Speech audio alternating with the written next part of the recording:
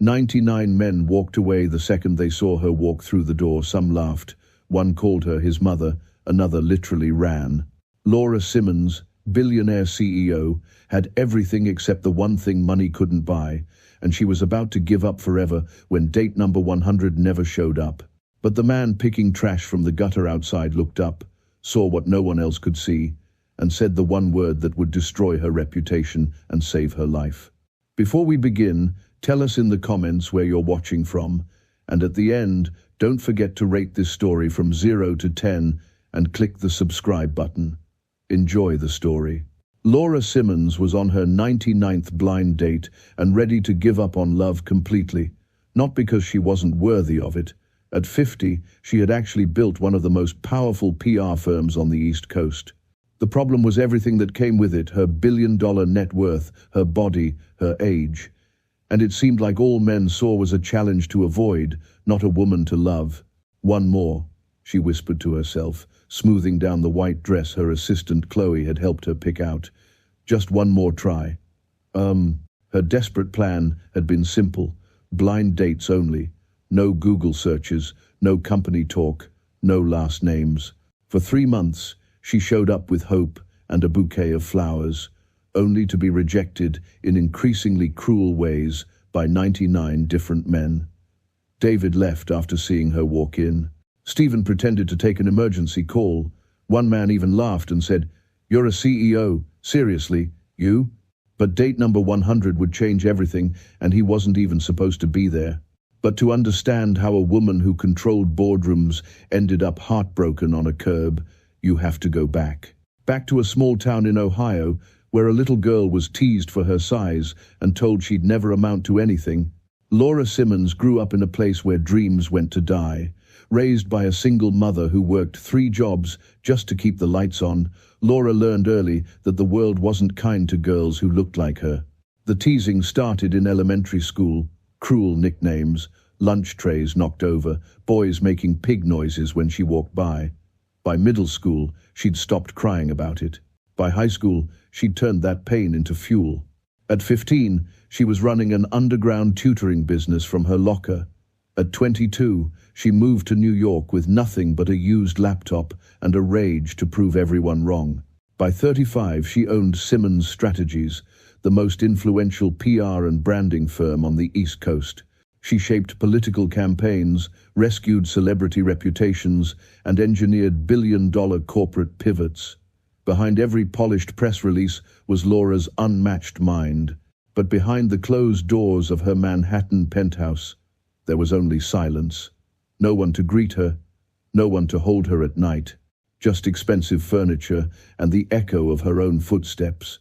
After a health scare on her 50th birthday, chest pains that turned out to be a warning, Chloe, her assistant, had convinced her to try dating again. "You're not dead, Laura. You're just in hibernation." So Laura agreed. Blind dates only. No Google, no company talk, no last names. It had been a disaster from date 1. And now, standing in front of her bedroom mirror on the evening of date number 100, Laura almost didn't recognize the woman staring back. She'd chosen the white dress again, the one that made her feel beautiful, even when men made her feel invisible. She picked up the bouquet of white roses from her dresser, hope wrapped in thorns. "Last one," she said to her reflection. "If this doesn't work, that's it. I'm done." The restaurant was called Aurelio's, one of those Italian places where the waiters wore black ties and the wine list cost more than most people's rent. Laura arrived 10 minutes early, clutching her roses like a lifeline. Her date was supposed to be Alessandro Moretti, an Italian tech investor, handsome, according to Chloe's research, Ivy League educated, open-minded, the dating coordinator had promised. Laura sat on the stone bench outside, watching couples walk by, hand in hand. She checked her phone. 7 p.m. He was late. 7:15 p.m. Still nothing. 7:30 p.m. A text finally came through. "Sorry, can't make it. Something came up."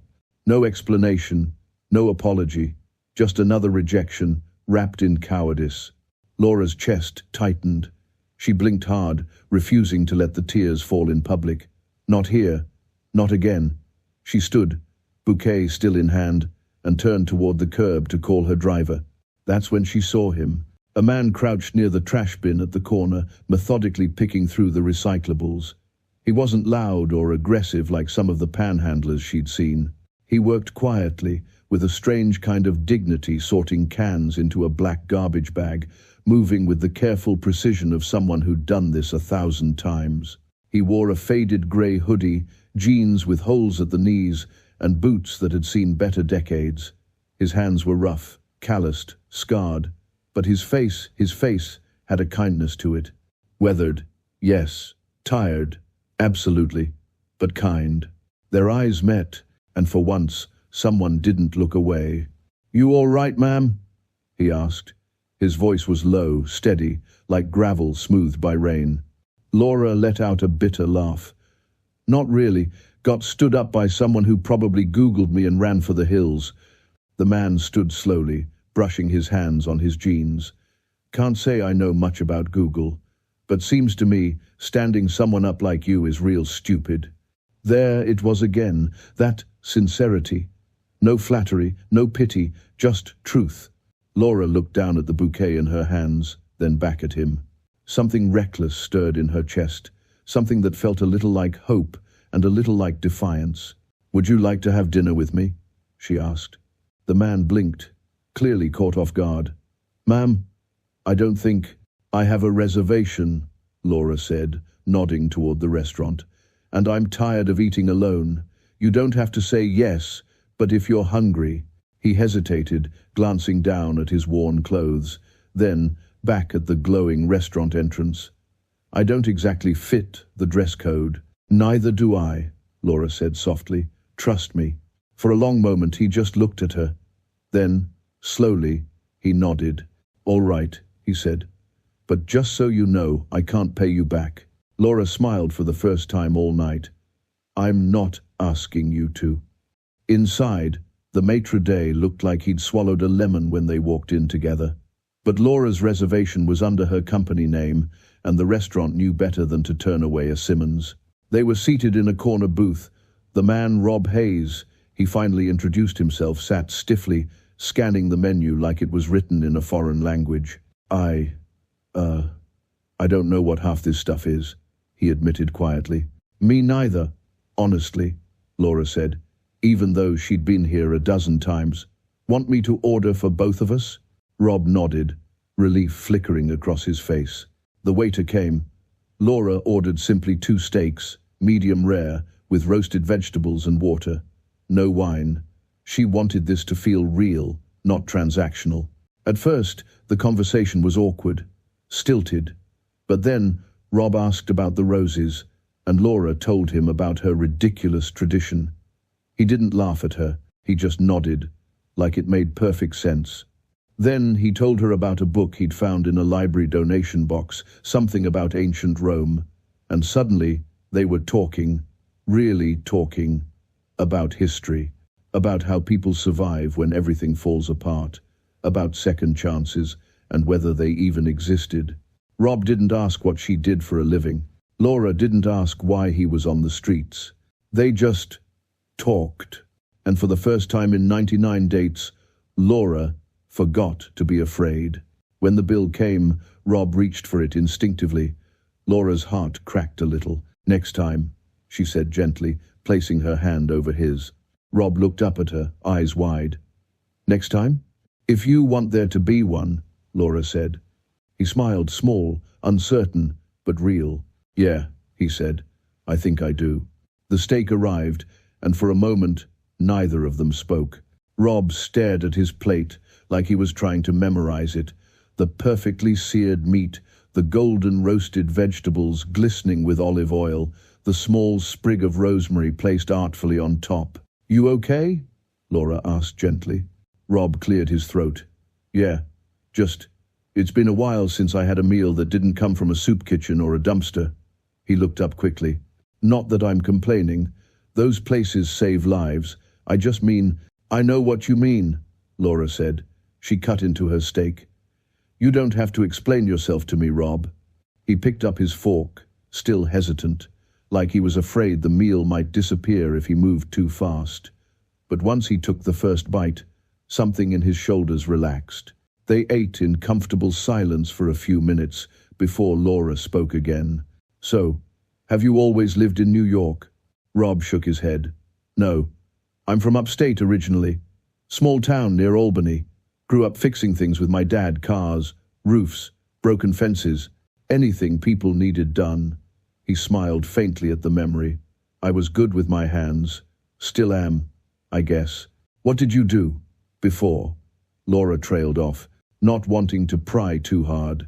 "I was a contractor," Rob said simply. "Had my own business for about 15 years. Nothing fancy, but it was mine. I built decks, renovated kitchens, that kind of thing. Honest work." "That's impressive," Laura said, and she meant it. Rob shrugged. "It was enough. I had a wife, a daughter." His voice softened on that last word, and Laura saw the shadow cross his face. Her name was Emma. She loved books, used to read 3 or 4 a week, always had her nose in something. Fantasy novels, mostly. Said the real world was too boring. Laura's chest tightened. "What happened?" Rob was quiet for a long moment, staring down at his plate. When he finally spoke, his voice was steady, but barely. "Car accident. 7 years ago. She was 16. Some drunk driver ran a red light." He exhaled slowly. "My wife, she couldn't handle it. Neither could I, really. But she left. Moved to Colorado to live with her sister. I don't blame her. Grief does strange things to people." "I'm so sorry," Laura whispered. Rob nodded. "After that, everything kind of fell apart. I stopped working, stopped paying bills. The business went under. Medical debt from trying to save Emma piled up. Eventually, I lost the house." He looked up at her, his eyes clear, unflinching. "I've been on the streets for about 5 years now, do odd jobs when I can, collect cans, try to keep my head up." Laura didn't know what to say. There was no platitude that could touch a loss like that. So instead, she just reached across the table and rested her hand on his. Rob looked down at her hand, then back up at her face. "You're not what I expected." "What did you expect?" Laura asked with a small smile. "I don't know. Someone who'd pity me, I guess. Or look at me like I'm broken." He shook his head. "But you don't do that." "You're not broken," Laura said firmly. "You're surviving. There's a difference." Rob's eyes softened. "What about you? You said you got stood up tonight. That guy's an idiot, by the way." Laura laughed, a real laugh this time. "Thanks. I needed to hear that." "So what do you do?" Rob asked. "For work, I mean." Laura hesitated. This was always the moment. The moment men either got intimidated or started seeing dollar signs. But something about Rob made her want to be honest, or at least honest enough. "I work in PR," she said carefully. "Help companies manage their image, handle crises, that kind of thing." "Sounds stressful," Rob said. "It is," Laura admitted, "but I'm good at it. Built it from nothing, actually. Started in a tiny office with one assistant and a dream." "That's something to be proud of," Rob said, nodding with genuine respect. "Not a lot of people can say they built something that lasts." Laura felt a lump rise in her throat. He wasn't impressed by her success in the way most people were. He wasn't calculating her net worth or wondering what she could do for him. He just respected hard work. The same way she'd learned to respect it from her mother. "Tell me something," Laura said, leaning forward. "If you could do anything right now, no limits, no money problems, nothing holding you back, what would it be?" Rob thought about it, swirling the water in his glass. "I'd want to build again, not big things, just help people fix what's broken. Homes, mostly. There's something about a solid roof over your head, you know. Makes you feel human again." He paused. "And maybe I'd get a dog. Always wanted one." Laura smiled. "What kind?" "A mutt," Rob said with a grin. "The kind nobody else wants. Those are the best ones."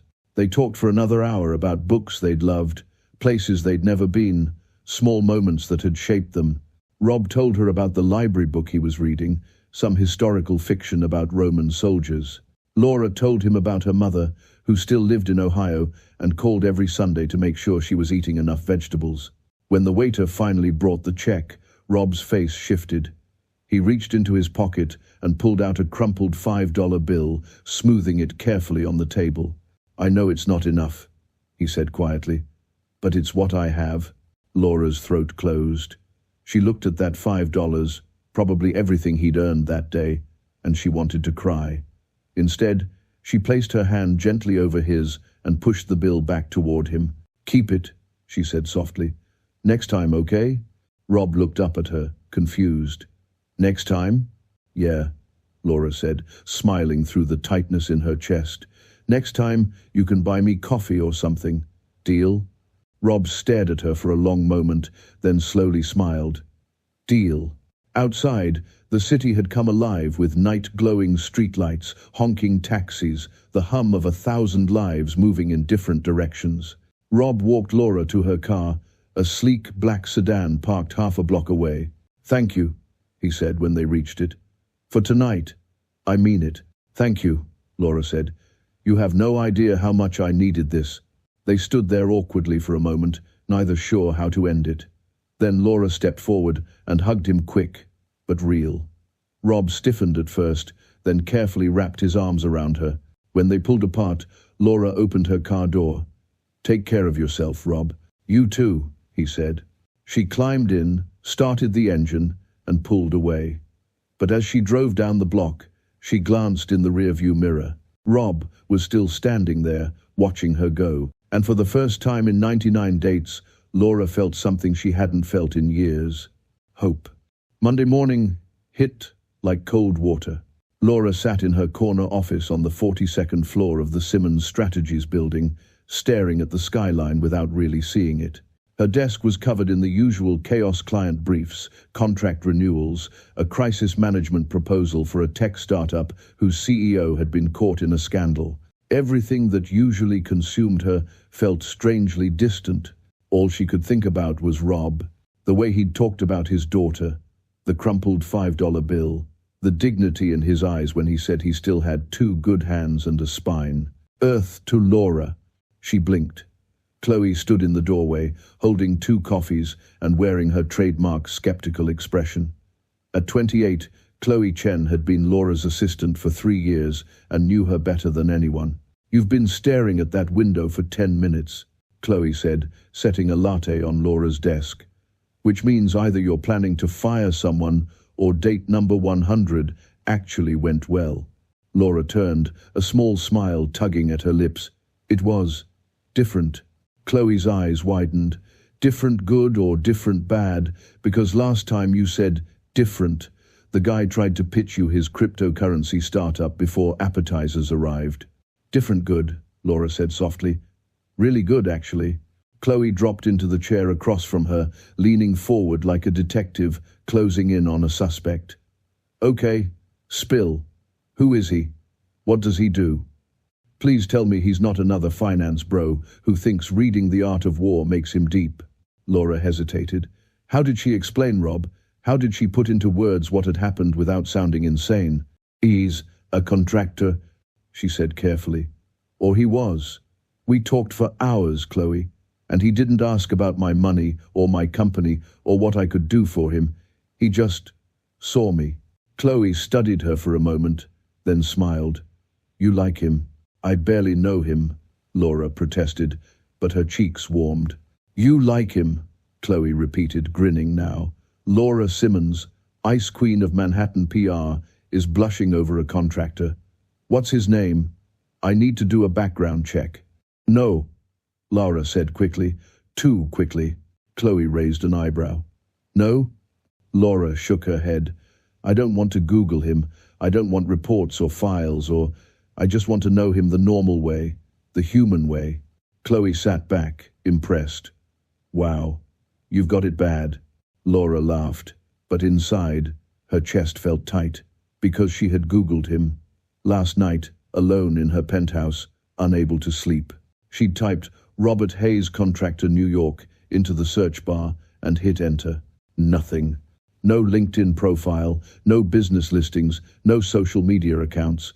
Just a few random Robert Hayes who clearly weren't him: a dentist in Queens, a high school teacher in Brooklyn, a real estate agent in Buffalo. It was like he didn't exist in the digital world. And maybe he didn't. Maybe when you lost everything, you disappeared from the places that kept track of people who mattered.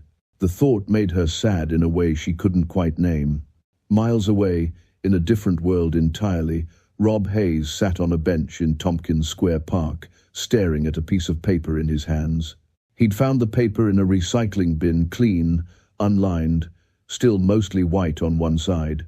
He'd borrowed a pen from the library that morning, and for the past hour, he'd been trying to write a thank you note. Dear Laura. No. Too formal. Hey Laura. Too casual. Laura. He settled on that and kept going. I don't really know how to say this, but thank you for dinner last night. I know you probably won't believe me, but that was one of the best nights I've had in years. Not just because of the food, though that steak was incredible, but because you treated me like a person, like I still mattered. Most people look right through me. Or they look at me with pity, which is almost worse. But you didn't do either of those things. You just talked to me, like we were equals. I don't know if I'll ever see you again. I don't even know your last name. But I wanted you to know that what you did meant something. It reminded me that I'm still here, still human. Thank you, Rob. He read it over 3 times, folding and unfolding the corners. Then he folded it carefully and tucked it into his jacket pocket. He wouldn't send it. How could he? He didn't have her address, didn't have her phone number, and even if he did, what right did he have to intrude on her life? She'd been kind to him for one night. That didn't mean she wanted a homeless man writing her letters. Rob stood, shouldering his bag of cans, and started walking. But even as he moved through the city, he couldn't shake the memory of her laugh, the way she'd touched his hand across the table, the way she'd looked back at him as she drove away. He felt ashamed for how much he wanted to see her again. Back in her office, Laura's phone buzzed. A calendar reminder. Board meeting. 2 p.m. She sighed. She'd forgotten. An hour later, she sat in the glass-walled conference room, surrounded by 8 board members in expensive suits. They discussed quarterly earnings, client retention, a potential merger with a West Coast firm. Laura nodded at the right moments, signed off on the proposals, kept her mask firmly in place. Then Richard Aldridge, the board's longest-serving member, cleared his throat. One more thing, Laura, he said, smiling in that oily way that always made her skin crawl. Senator Whitmore has expressed interest in having his son meet with you. Personal introduction, purely social. He thinks the 2 of you might hit it off. Laura's jaw tightened. I'm not interested. Richard blinked. It's not just social, Laura. Senator Whitmore is positioning himself for a presidential run. Having him as an ally could be invaluable for the firm. All we're asking is that you have dinner with his son. Blake's a lawyer, Georgetown graduate. Quite impressive, actually. I said no. The room went silent. Laura, Richard said carefully, this is a significant opportunity. I'm not a PR tool, Laura interrupted, her voice steel. And I'm certainly not going to prostitute myself for a client connection. If Senator Whitmore wants to work with us, he can hire us like everyone else. But my personal life is not up for negotiation. Not anymore. Richard's face reddened. Another board member, Patricia, shifted uncomfortably, but no one argued. Meeting adjourned, Laura said, standing. She walked out before anyone could respond. Back in her office, Chloe was waiting with wide eyes. I heard. The whole floor heard, actually. You just told the board to shove it.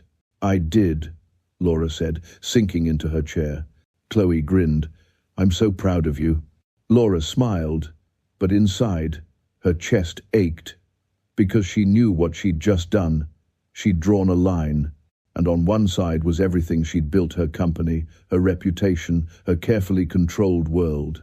On the other side was a man she'd met once, who owned nothing but a bag of cans and a crumpled $5 bill. And for the first time in her life, Laura wasn't sure which side she wanted to be on. 3 days passed like 3 years. Laura tried to focus on work. She sat through meetings, approved campaigns, smiled at the right moments. But every night, alone in her penthouse, she found herself wondering if Rob was okay, if he was warm, if he was safe. On Thursday afternoon, she made a decision. "I'm taking the rest of the day off," she told Chloe, grabbing her coat. Chloe looked up from her computer, eyebrows raised. "You? Taking time off? Are you feeling okay? Should I call a doctor?" "Very funny," Laura said, but she was smiling. "Where are you going?" Laura paused at the door. "To find someone." She drove to the restaurant where they'd met, Aurelio's, the same stone bench where she'd sat, heartbroken and humiliated, clutching roses nobody wanted. The corner where Rob had been sorting cans was empty. Laura's chest tightened. Of course he wasn't here. Why would he be? The city was massive. He could be anywhere. She'd been foolish to think. "Ma'am?" She spun around. Rob stood near the alley entrance, his black garbage bag slung over his shoulder.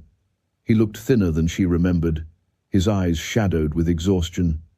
But when he saw her, something in his face softened. "Laura?" She crossed the sidewalk quickly, relief flooding through her. "I was hoping I'd find you here." Rob glanced around, confused. "You were looking for me?" "Yes," Laura said simply. He shifted his weight, suddenly self-conscious. I figured that was just a one-time thing, you being nice and all." "It wasn't," Laura said firmly. "Rob, would you like to have lunch with me? Nothing fancy this time. Just food and conversation." Rob stared at her like she'd spoken a foreign language. "You want to have lunch? With me?" "Yes." "Why?" Laura smiled. "Because I haven't stopped thinking about our dinner. And I'd like to do it again, if you want to." For a long moment, Rob just looked at her. Then, slowly, he nodded. "Yeah, okay, but let me drop this off first."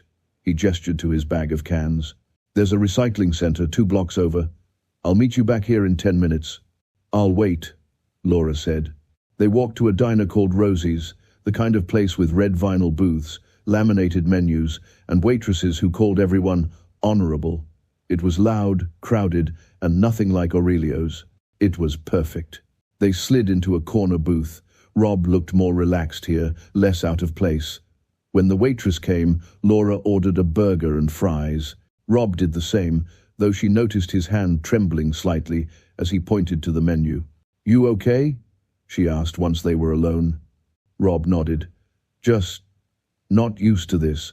Someone wanting to spend time with me, I guess." "Get used to it," Laura said gently. They ate in comfortable silence at first, but then Rob set down his burger and looked at her directly. "Can I ask you something?" "Of course." "That night, at the restaurant, you said you work in PR, but you never really explained what that means. What do you actually do?" Laura hesitated. This was the moment that had ruined so many conversations before. But Rob deserved honesty. "I run a PR firm," she said carefully. "It's called Simmons Strategies. We handle crisis management, branding, reputation repair for companies and public figures." Rob tilted his head. "You run it? Like you're the boss?" "I'm the CEO," Laura admitted. "I built it from scratch about 15 years ago. Started with one assistant and a dream. Now we have offices in New York, LA, and DC." She waited for it, the shift in his eyes. The calculation, the subtle change that always happened when men realized how much power she had. But Rob just nodded slowly. "That's impressive. You're not intimidated?" Laura asked. "Why would I be?" Rob said. "You worked hard. You built something. That's admirable." He paused, then asked, "Do you like it?" Laura blinked. In all the years she'd been asked about her company, no one had ever asked her that. She stopped. Did she like it?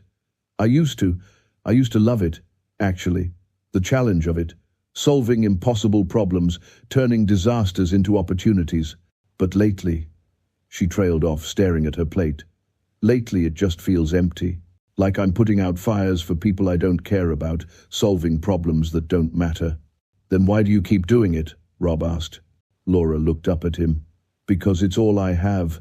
My company, my reputation, my success, that's my identity. Without it, I'm just..." She swallowed hard. "I'm just a 50-year-old woman nobody wants." "That's not true," Rob said quietly. Isn't it? Laura's voice cracked. I've been on 100 dates, Rob. 100. And 99 men took one look at me and decided I wasn't worth their time. Not because I'm not smart, or successful, or interesting, but because I'm fat, because I'm older, because I don't look like the women in magazines. Her eyes burned with tears she refused to let fall. So yes, I keep working, because at least when I'm working, I'm valued, I'm respected, I'm seen. Rob reached across the table and took her hand. His palm was rough, calloused from years of labor and survival, but his touch was gentle. I see you, he said. Laura's breath caught. She looked down at their hands, hers soft and manicured, his scarred and weathered. Two different worlds, connected by something she couldn't name. You barely know me, she whispered. I know enough, Rob said. I know you're kind. I know you're real. I know you didn't have to stop and talk to a stranger on the street, but you did. He squeezed her hand gently. And I know that any man who can't see how incredible you are is an idiot. A tear slipped down Laura's cheek. She quickly wiped it away, laughing softly. You're going to make me cry in a diner. Sorry, Rob said, but he was smiling. They sat there for a moment, hands clasped across the worn Formica table. Around them, the diner buzzed with life, clinking dishes, conversations, laughter. But in their corner booth, the world felt quiet. Neither of them noticed the man outside. He stood on the sidewalk, partially hidden behind a parked car, his phone raised. The camera clicked silently, capturing the image through the diner window, a well-dressed woman and a homeless man holding hands across a table. The photographer smiled. This would be worth thousands. Inside, Laura finally pulled her hand back, though she didn't want to. I should probably get back to work soon, she said reluctantly. Yeah, Rob said, and I should. Well, I should get back to work too. He gestured vaguely toward the street. Laura pulled out her phone. Can I get your number, so we can do this again? Rob's face fell. I don't have a phone. Oh, Laura felt stupid for asking. Of course he didn't. What about, is there a place I can find you? Somewhere you usually are? The library on 42nd Street, Rob said. I go there most afternoons, read, stay warm. They don't kick people out. Okay, Laura said, memorizing it. I'll find you there. Rob looked at her like she was something he was afraid might disappear. You really mean that, don't you? I really do. Outside, they stood awkwardly on the sidewalk. The city rushed around them, taxis honking, people shouting, the subway rumbling beneath their feet. Thank you, Rob said, again. Laura stepped forward and hugged him. This time, he didn't hesitate. He wrapped his arms around her and held on like she was the only solid thing in a world that wouldn't stop spinning. When they pulled apart, Laura smiled. See you soon, Rob. See you soon, Laura. She walked to her car, and he headed toward the library. Neither of them looked back, but somewhere in a dark room across the city, a photographer was already uploading his photos, writing the caption that would change everything. Billionaire CEO Laura Simmons caught having intimate lunch with homeless man. Has she lost her mind? Laura woke up Friday morning to 247 missed calls. Her phone vibrated continuously on the nightstand, lighting up the dark bedroom like a strobe light. She grabbed it groggily, squinting at the screen. Chloe, call me now. Chloe. Laura, pick up. Chloe, do not go online. That last one made her stomach drop. She opened Twitter. The first thing she saw was her own face. The photo was grainy but clear enough. Laura and Rob in the diner booth, holding hands across the table. Her expression was soft, vulnerable. His face showed something that looked like wonder. It might have been beautiful if it wasn't plastered across the internet with the caption, Billionaire CEO Laura Simmons caught. Dating homeless man, has success made her desperate? Laura's hands went cold. She scrolled. The photo was everywhere. Reposted, quoted, mimed, dissected. When you're so rich, you have to buy companionship from the street. She can afford a personal trainer but chooses this? Plot twist. He's actually a con artist and she's about to lose everything. CEO of billion-dollar company can't find a real man. Shocking? Not really. The body shaming was relentless, the mockery worse, but what gutted her were the professional comments. If Laura Simmons' judgment is this poor in her personal life, how can we trust her business decisions? Simmons' strategies stock about to tank, sell now. This is what happens when women get too powerful, they lose touch with reality. Her phone rang. "Chloe, I told you not to go online," Chloe said, her voice tight. Too late. Laura's throat felt raw. "How bad is it?" "Bad. The board is calling an emergency meeting at 9. Richard's already leaked to the press that they're concerned about your judgment. TMZ has a van outside the building. And..." Chloe hesitated. "Laura, there are reporters outside your apartment right now." Laura walked to the window and peered through the curtain. 5 news vans lined the street below, cameras pointed at her building. "Jesus," she whispered. "I'm so sorry," Chloe said. "I'm trying to contain it, but..." "It's not your fault," Laura said. "I'll handle it. I'll be in the office in an hour." She hung up and stared at the photo again. At Rob's face, the way he'd looked at her like she mattered. They were going to destroy him for this, and it was her fault. The board meeting was a firing squad. Laura walked into the conference room at exactly 9 a.m., her head high, her armor back in place. 8 board members sat around the table, their faces ranging from concerned to hostile. Richard Aldridge didn't waste time. "Laura, we need to discuss the incident." "Incident?" Laura sat down calmly. "You mean my private life?" "Your private life is now front-page news," Patricia Chen snapped, sliding her tablet across the table. The photo glared up from the screen. "This is a PR disaster. Do you understand what this does to the firm's reputation?" "A PR disaster," Laura repeated slowly. "I run a PR firm. I think I understand the concept."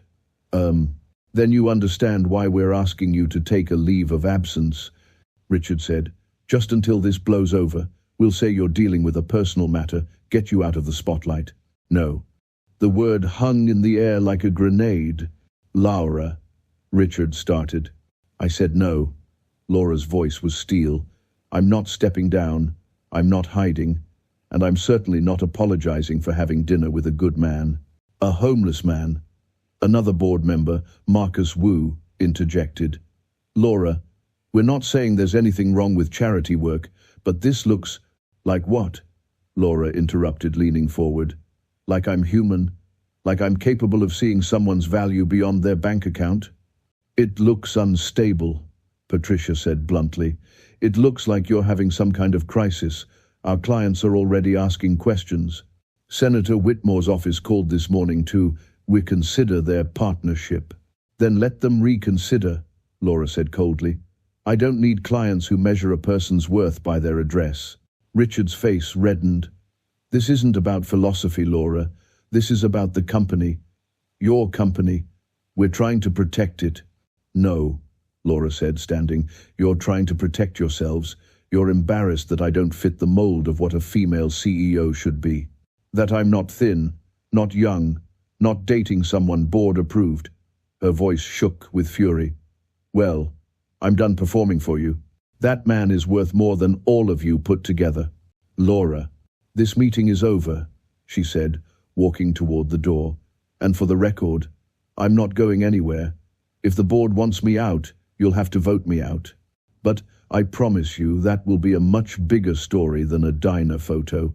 She left before anyone could respond. Across the city, Rob Hayes stood in front of a newsstand, staring at his own face. The newspaper headline screamed, "CEO's homeless boyfriend, who is mystery man?" His stomach turned. People walked past, glancing at the paper, then at him. A woman whispered to her friend. A teenager laughed. Rob grabbed the newspaper with shaking hands and read. Laura Simmons, CEO of Simmons Strategies, was photographed holding hands with an unidentified homeless man at a Manhattan diner. Sources close to the billionaire say she's been behaving erratically, with some speculating this may be a publicity stunt or evidence of declining mental health. He couldn't read anymore. This was his fault. He'd let himself believe, for just a moment, that someone like Laura could actually want someone like him, and now she was being destroyed for it. He had to leave. Rob pulled out the folded thank you note from his pocket, the one he'd never sent. He flipped it over and wrote on the back, "Laura, I'm sorry. I never meant for any of this to happen. You deserve better than what they're saying about you. Better than me. Thank you for seeing me when no one else did. I'll never forget it. I hope you find someone worthy of you. Rob." He left the note at the library's front desk, asking them to hold it for a woman named Laura. Then he grabbed his bag and disappeared into the city. Laura went to the library at 2 p.m., like she'd promised. Rob wasn't there. She waited an hour, then 2. She asked the librarians. An older woman remembered him but said he'd left that morning and hadn't come back. "He did leave this, though," the woman said, handing her a folded piece of paper. Laura's hands trembled as she read it. "No," she whispered. "No, no, no." She called Chloe. "I need you to help me find someone." "Laura, you've got 3 interviews scheduled." "Cancel them," Laura said. "Cancel everything. I need to find Rob." She called the police next, but they were useless. "Ma'am, unless he's committed a crime or is in immediate danger, we can't issue a search." "He's homeless," Laura shouted. "It's October. That's not immediate danger." "I'm sorry, ma'am." Laura spent the next 3 days searching. She drove to every shelter, every soup kitchen, every place she could think of. She showed his photo, the one from the tabloids, to social workers, volunteers, other homeless people. "Nothing. Haven't seen him," one shelter manager said. "But a lot of folks go underground when they get attention. Scared of being found." Laura sat in her car outside the library, tears streaming down her face. She'd done this. She'd exposed him. She'd made him feel like he had to run. Her phone buzzed. Another tabloid article. "Simmons, still searching for homeless beau. Obsession or PR stunt." She threw the phone onto the passenger seat and drove. If Rob wanted to disappear, she'd find him anyway, even if she had to search every corner of this city. On the 7th day, Laura stopped sleeping. She'd call in sick, something she'd never done in 15 years. Chloe covered for her, rescheduling meetings, deflecting press calls, lying to the board about a family emergency. The tabloids had moved on to newer scandals, but the damage was done. 3 clients had pulled their contracts. The board was drafting a vote of no confidence. Laura didn't care about any of it. She drove through the city at all hours: dawn, midnight, 3 in the morning. Her eyes were hollow, her hair unwashed, her clothes rumpled. People who saw her wouldn't have recognized the polished CEO from the magazines. She looked like someone searching for a lost piece of themselves, because she was. On the 7th night, exhausted and half delirious, she found herself driving back to where it all started, Aurelio's. The restaurant glowed warm against the October darkness. Couples walked by, hand in hand, laughing. The stone bench where she'd been stood up sat empty, a monument to rejection turned miracle. Laura parked across the street and got out slowly. She didn't know why she'd come back here. Rob wouldn't be. Her breath caught. There, sitting on the curb near the alley entrance, was a familiar figure. Rob. He sat hunched over, arms wrapped around his knees, staring at nothing. His garbage bag lay beside him, but he wasn't collecting cans. He was just sitting, like someone who'd run as far as they could and realized they had nowhere left to go. Laura's legs moved before her mind caught up. She crossed the street, her heels clicking against the pavement, her heart hammering in her chest. Rob. He looked up, and his face went pale. Laura. He scrambled to his feet, panic flashing in his eyes. "You shouldn't be here. You need to. I've been looking for you for 7 days, Laura said, her voice breaking. 7 days, Rob. Do you have any idea?" She stopped, pressing her hand to her mouth. "I thought something happened to you. I'm sorry," Rob said quickly. He took a step back, like he was afraid to get too close. "I saw the news. I saw what they were saying about you. About us." His voice cracked. "Laura, I couldn't let that continue. You were losing everything because of me." "I don't care about that," Laura said fiercely. "You should." Rob's voice rose. Your company, your reputation, your board, they were tearing you apart because you were seen with me, with a homeless man, with someone who doesn't deserve. Don't, Laura interrupted, stepping closer. Don't you dare tell me what you deserve. Rob shook his head, backing up until he hit the brick wall behind him. Look at me, Laura. Look at me. He gestured to his worn clothes, his unshaven face, the garbage bag at his feet. I live on the street. I collect cans for a living. I don't have a home or a job or anything to offer you. All I can do is ruin your life. You saved it, Laura said softly. Rob froze. What? You saved my life. Laura's eyes filled with tears. Do you know what I was before I met you? Empty, successful, rich, powerful, and completely empty. I'd convinced myself that if I just kept working, kept building, kept achieving, eventually I'd feel like I mattered. But I didn't. I felt invisible. She took another step closer. Rob pressed harder against the wall, but didn't run. Then you looked at me, Laura continued, her voice shaking. On that curb, when I was holding those stupid roses, ready to give up, you looked at me like I was a person. Not a CEO, not a fat woman, not a failure, just a person worth seeing. Laura. You asked if I was okay, Laura said, tears spilling down her cheeks now. Nobody ever asks me that. They ask about contracts, about crisis management, about quarterly earnings. But you asked if I was okay. And then you had dinner with me. You talked to me about books and grief and second chances. You made me feel human again. Rob's own eyes were wet now. But the press can go to hell, Laura said firmly. I don't care what they say. I don't care what the board thinks, or what the clients whisper, or what the internet memes about. The only thing I care about is you, Rob. And I can't do this without you. Do what? Rob whispered. Live, Laura said simply. Really live. Not just exist in some glass tower pretending I'm fine. I want to live, and I want to do it with you. Rob closed his eyes, tears sliding down his weathered face. I'm scared, Laura. I'm scared I'll mess this up.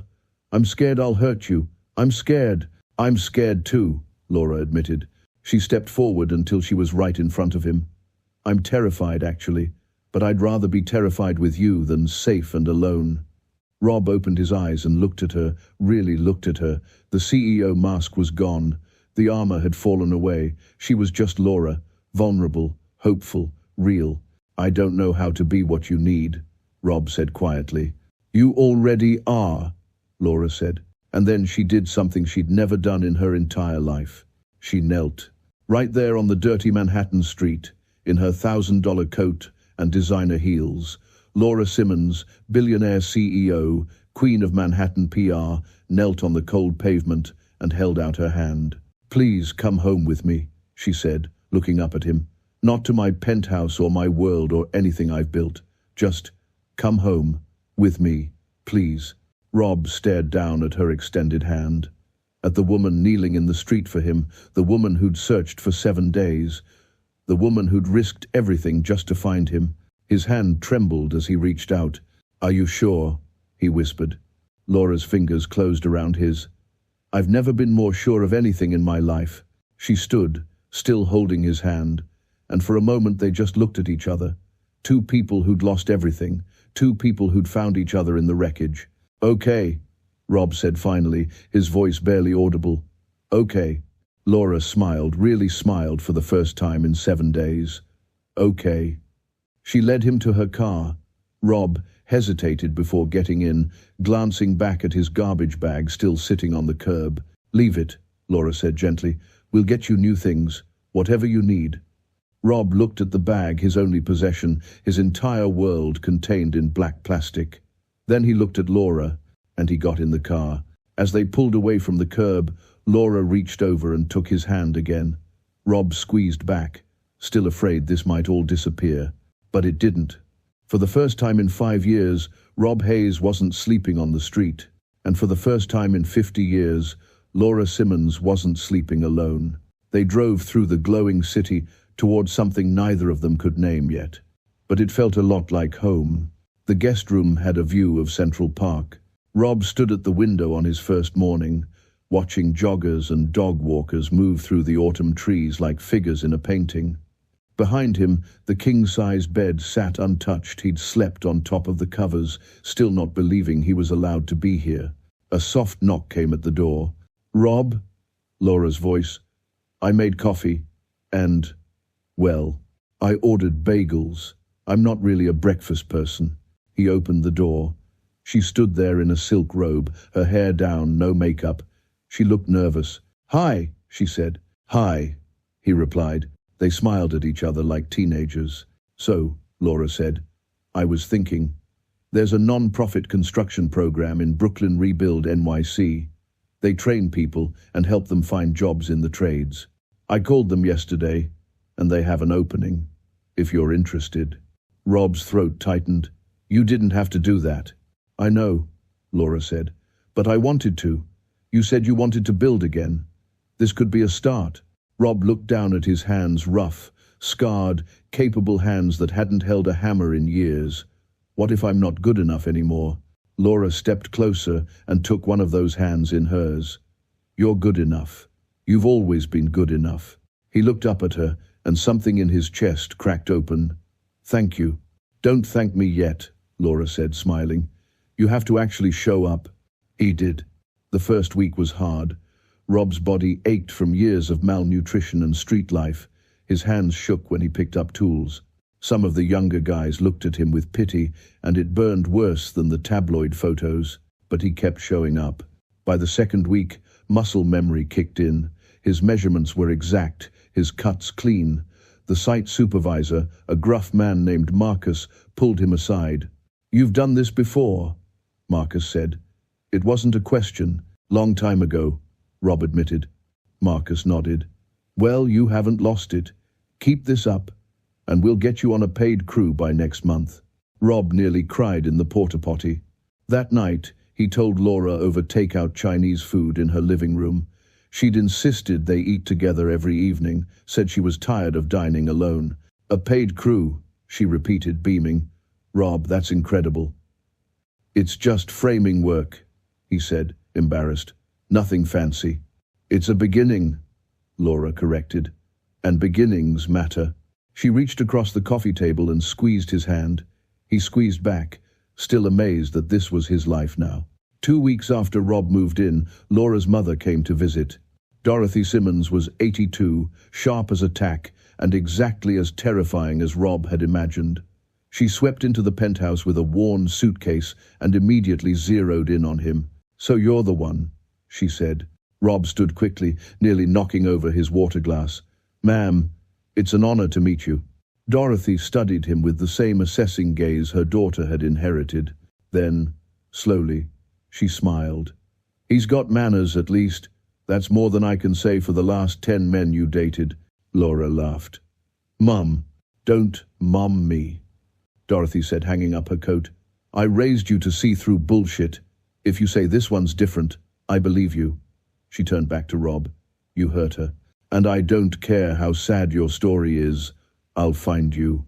"Understood," Rob said seriously. Dorothy's smile widened. "I like him." They had dinner together. Laura's mother told stories about teenage Laura running a tutoring business out of her locker, about the night she announced she was moving to New York with nothing but a laptop and a dream. "Stubborn as hell," Dorothy said fondly, "just like her mama." Rob listened, watching Laura laugh at her mother's stories, and felt something settle in his chest. This was family. Messy, real, imperfect family. And somehow, he was part of it. The press conference was Laura's idea. "I'm not hiding anymore," she told Chloe. "And I'm not letting them control the narrative." Chloe tried to talk her out of it. "Laura, the board can vote me out or they can support me," Laura interrupted. "Either way, I'm done apologizing for my life." She scheduled it for a Friday afternoon, the Simmons Strategies conference room filled with reporters, cameras, and the kind of hungry energy that came from sensing blood in the water. Laura walked in alone, wearing a navy blue suit, her head high. She didn't sit.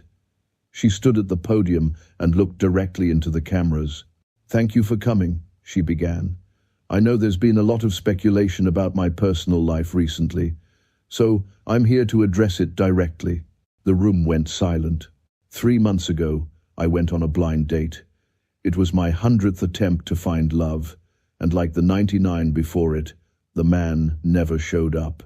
Laura's voice was steady. "I was standing outside a restaurant, embarrassed and ready to give up, when I met someone. His name is Robert Hayes. He was collecting cans from the trash, and he looked at me, really looked at me, and asked if I was okay." She paused, letting that sink in. Rob didn't know who I was. He didn't know about my company or my money or my reputation. He just saw a woman who was hurting, and he showed her kindness. So I invited him to dinner, and during that dinner, I learned more about humanity, dignity, and resilience than I've learned in 20 years of managing crises for billionaires. A few reporters shifted uncomfortably. Since then, my judgment has been questioned, my mental health has been mocked, my body has been dissected, and yes, my company has suffered. Laura's voice hardened. But here's what I want to say to all of you, and to anyone watching. Love isn't a PR strategy. It's not a transaction.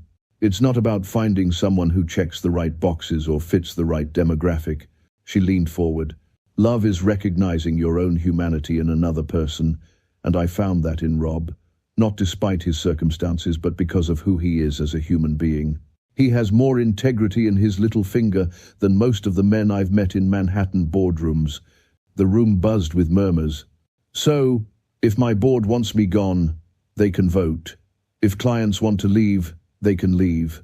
But I will not apologize for choosing love over optics, and I will not be ashamed of the best decision I've ever made. Laura stepped back from the podium. The rear doors opened.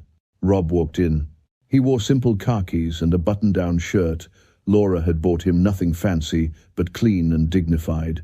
His hands shook slightly as he walked through the sea of cameras, but he didn't look away. He walked straight to Laura. The reporters erupted with questions, cameras flashing like lightning.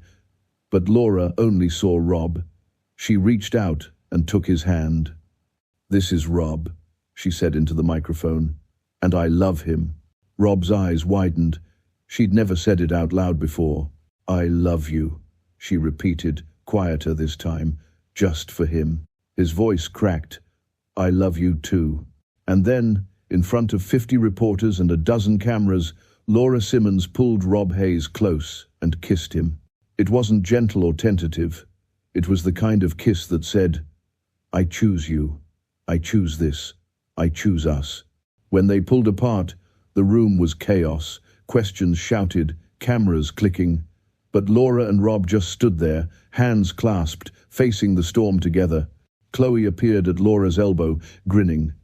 "That was either the best or worst PR move of your career," Laura smiled. "I don't care which." She led Rob out of the conference room, through the hallways of Simmons Strategies, and out into the October afternoon. Together, 1 year later, Laura stood in front of the community center mirror, smoothing down the white dress. The same white dress she'd worn on date number 100. The same dress she'd been wearing when a man collecting cans had asked if she was okay. It fit differently now, not because she'd lost weight, but because she wore it differently, with confidence, with joy, with the knowledge that she was exactly where she was supposed to be. "You look beautiful," Chloe said from the doorway, dabbing at her eyes with a tissue. Laura turned, smiling. "You're crying already? The ceremony hasn't even started." "I'm practicing," Chloe said, laughing through tears. "I've waited a year to see you this happy. Let me have this."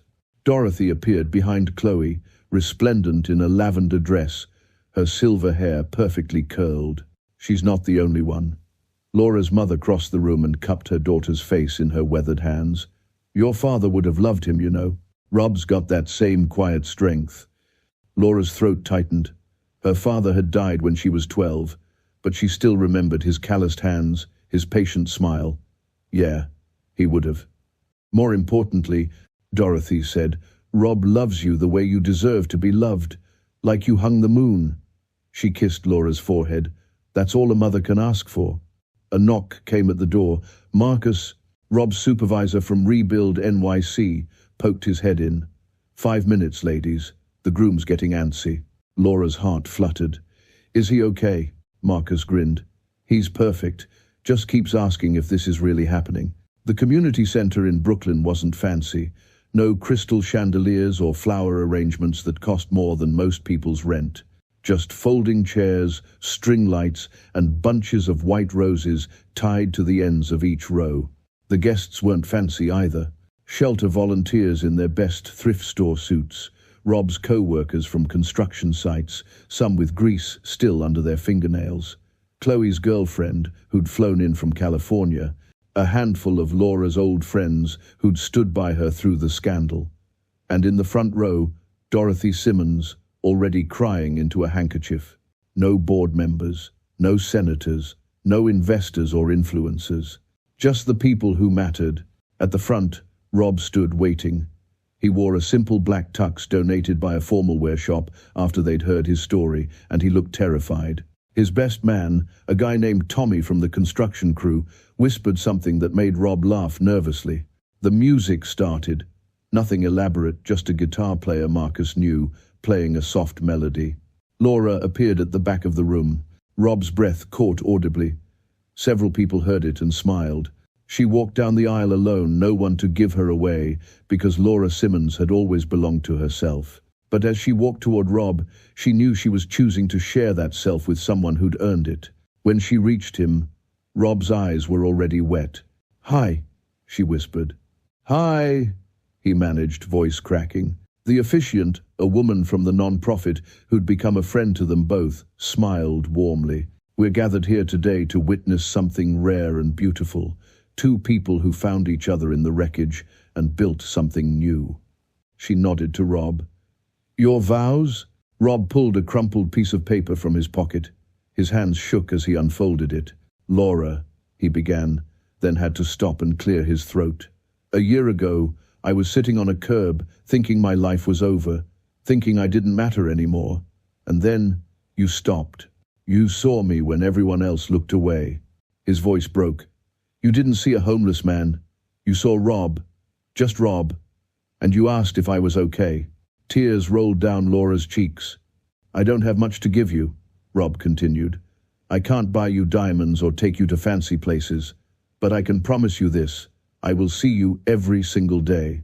Not the CEO, not the success story, just you, Laura, the woman who kneels in the street for people she loves, the woman who fights for what's right, even when it costs her everything." He folded the paper. "You saved my life, and I'm going to spend the rest of mine making sure you know you're loved. Exactly as you are." Laura could barely see through her tears. She didn't have written vows she'd tried, but nothing felt big enough. So she just spoke from her heart.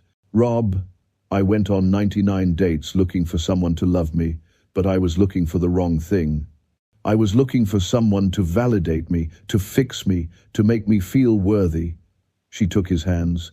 "Then you showed me that I was already worthy. You didn't try to change me or save me. You just stood beside me." She laughed wetly. "You offered to pay for dinner with $5. You walked me to my car. You held my hand in a diner and didn't care who was watching." Her voice dropped to a whisper. "You said yes when no one else would." Rob pulled her closer. "I love you," Laura said. "Not because you need me or because I need you, but because choosing you is the easiest decision I've ever made. And I'm going to choose you every single day for the rest of my life." The officiant was crying now too. "Rings?" Tommy fumbled in his pocket and produced 2 simple gold bands. Not expensive, not flashy, just solid and real. They slipped the rings on each other's fingers.